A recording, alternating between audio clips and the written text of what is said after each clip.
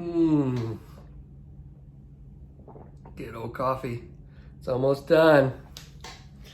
I did because I didn't sip coffee last week. Somebody said, well, you can put it wherever you want in your cup. Like, no, I don't want to cheat you guys out. I pride myself on being honest here at the Prime Model Works Foundation headquarters. I need to trim my mustache. Look at that.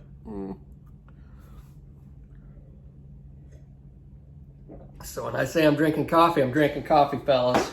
Welcome to part 3 of the FA-18 build, and I got it finished, you know, and had a bit of a snafu, a bit of a problem. It seems to be, you know, there seems to be canopy problems with these things, apparently. Will Patterson had a crack in his, and I got overspray inside because I'm a dumbass and didn't fill the or seal it up as well as I should have. I knew better than that. I don't know why I did that, but you know, it's what it is. Overall, I'm pretty happy with it. We'll take a look at it here in a minute. But with this video, I basically cover my how I paint the stripes down, because for me, I think that is the most difficult part of painting this plane. Now, the rest of it, I just painted it normally with the black base and threw my gray down, and then did a little slightly darker gray panel line wash, and that was all the weathering that I did on it.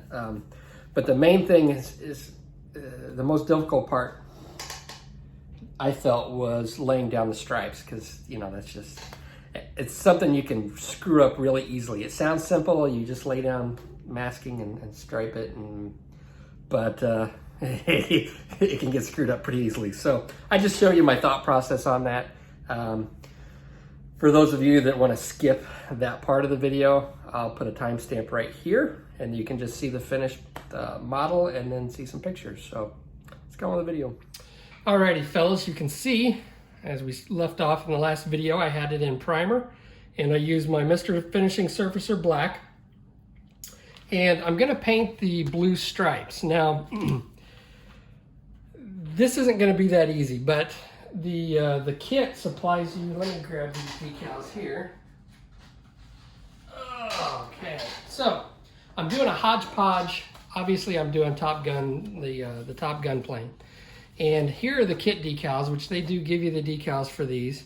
So what I've done, instead of trying to lay down these striped decals for the blue stripe along the top, I'm just painting those on. So I've mixed up some X14, which is a light blue, and I've added a lot of white to it to match what's on this decal sheet, okay? Now, I'm also doing a hodgepodge with the Fightertown decal set from Top Gun, because I had a lot of leftovers. Now, I didn't have leftover decals for Maverick's helmet, so yeah, I just painted his helmet blue, and we're gonna have to be good with that. So, but you can see the blue on the Fightertown decal set is different than the one that comes in the kit. So I went ahead and went with this one. Now, in the Fightertown decal set, they do not provide you with decals for the stripes, so you'd have to paint those on anyway. But I am going to use some of the decals, and I've already used the decals for the emblem up here. You can see on the Meng set, the emblem is included in the stripe decal. So what I've done is I've just used the ones off the Fightertown decal sheet, which actually look better than the kit decals as far as the emblem goes. But these were all painted, and I'll show you how I do that once I get to that point. But I went ahead and, like I said, masked this off very carefully, and it took me a little while to get it done, just to get it aligned right. Now, keep in mind, the Fightertown decal reference sheet shows the 2-seater, and based on some pictures that I've seen, the 2-seater stripe is a little bit different than the 1-seater. So just keep that in mind if you're following along with these decals, because they show them up close, how the point comes past this little part on the front. Well, on the 1-seater, it stops right on top of that little thing up there. And I've also seen a picture without that little box on top of the nose. So I don't know. I watched Tsuyoshi Hayashi's video. I never can pronounce his name. And he had just recently done one and flashed up a bunch of pictures. I know he's real particular on getting things right, so I'm using his video as a reference too on where to put this stuff. But I'm masking down, I masked the black off because that's going to determine where and how I lay down my blue stripe.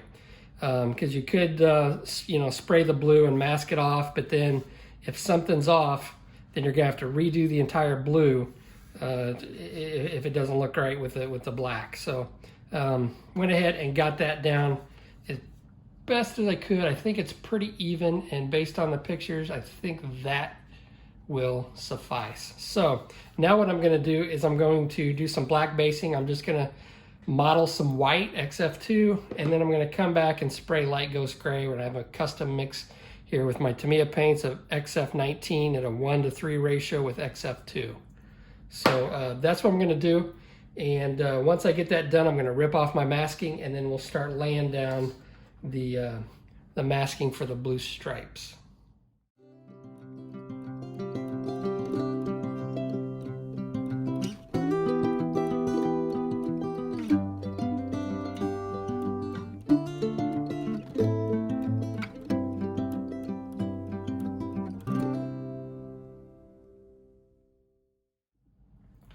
Okay, so I've got the masking down, as you can see there. And what I use for that is my easy cutting mat, and I just made thin strips of tape. But in order to get it the correct width, because I have to have it wide enough to get Pete Mitchell's name on the side, because if I make it too short as far as width goes, it's not going to look right. So I had to get it wide enough, and I could have used the decal sheet for a guide, but there are just so many pieces. I just decided to wing it. So I made strips of tape just a little bit wider than that name, and I used that as a guide, and I kind of eyeballed it. And I got those laid down on either side, and then I was able to lay down my strips of tape. Now, when I get, I'm gonna have to mask all around this, and when I get to the spray paint portion, I will show you how I do this, because there is a little trick to use, because I'm gonna have to spray some white down and then spray my blue. But if I just spray the white and the blue, what I'm gonna end up with is a little white line right along the edge of my tape, and I'll show you how I take care of that. It's pretty simple. So I'm gonna get to masking the rest of this off, and then we'll get to spraying. Okay, so you can see I've got a big masking mess, and one thing that I've learned trying to paint stripes is I'm going to spray the base color down. So in this case, I'm using Mr. Finishing Surfacer Black, and that's going to eliminate that white line that I'll get, because it's going to seal in that edge, and so you won't see it. So I'm just taking my black, and I'm going to go along, and I'm just going to go over my, it doesn't have to be real heavy, but you do want to get a nice seal in there. Seal those edges of that tape with that black paint. And obviously, if you're using a different color, if you're painting lines over like a light ghost gray, you'd want to do this with a light ghost gray. And it's as simple as that. Now when I spray my white and my blue, I will, you shouldn't be able to see any lines. This will just go from black to blue.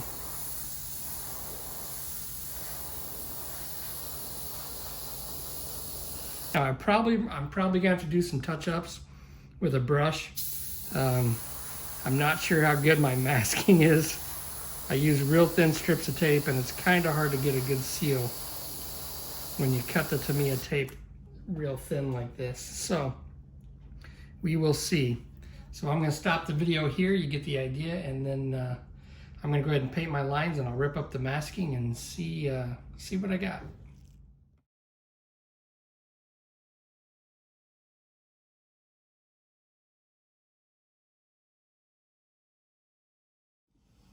Okay, so it definitely could have turned out worse. My tape ripped up my masking fluid on my Canopy. And you can see where I've got a little bit of paint right there, which I can take off with some isopropyl alcohol. But overall, I'm happy with it. I've got it pretty even. It's not perfect, but it's pretty darn close. And you know, that's the big thing. These little things I can touch up, like right along the nose up here. You can see that it bled over just because that was like a really difficult area to get to. So what I can do is I can just take some black paint and hand brush it, and I'll probably use some Vallejo just to clean that up. And there's a couple other spots like right along the edge that I can touch up with a real fine brush and some black paint. So I'll just use some of this, and I will get it touched up. And yeah, I think it's a lot better than dealing with those decals, trying to get those on. So there it is. All right, fellas, I am done with this. I am putting this one in the books. And you know, I didn't cover the rest of the paint job because it was just simple. You know, I just black based it and threw my colors down, and then put a dark gray panel line wash on. That's all I did. Now, I did run into an issue. See the canopy there? I did not seal that son of a gun up good enough, and I got overspraying it. I like to glue my canopies down when I have a closed canopy, just because I can get a nice, neater fit if I glue it down at the beginning before I paint.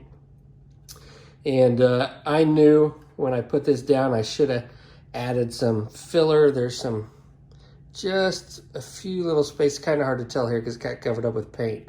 But there was a couple little spots back here where I thought I should have added some filler or some white glue to seal that up, and I didn't do it, and I paid the price. So, you know, overall, I am extremely happy. It's, to be honest with you, in my opinion, it's one of my best paint jobs I've ever done, just because it was so tedious to do, and I think it turned out really well.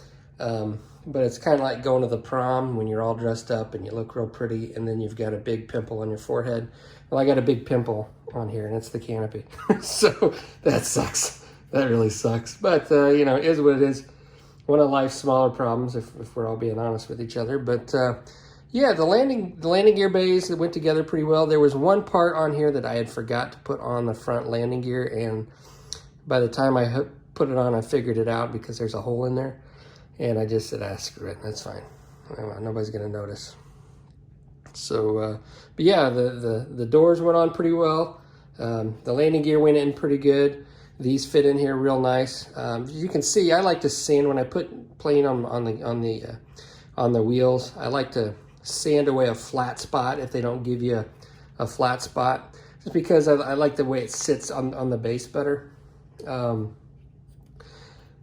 I didn't magnetize these just because it's such a thin area, and I decided, screw it. I'm going to keep this because of the canopy issue. I had planned on selling it, but I'm not going to sell it with a big pimple on its forehead there. So I'm going to keep this one. So I went ahead and I glued the missile down here. These come off with those little, if you've ever seen those, the little posts that stick in here.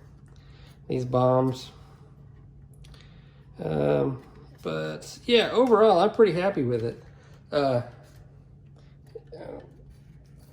is it seems pretty fragile. There's like hardly any place for me to grab onto because it's got so much crap on it. But there it is. I'm really happy with it, other than the canopy deal. So this display base, I built that one. I built this. Actually, I got this done way before the plane and kind of set it aside.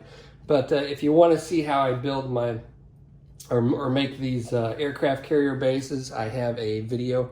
I will leave a link in the description so you can see how I do that. Other than that, you know, there it is. Appreciate you watching, and I'll flash up some pictures, and I'll catch you on the next episode.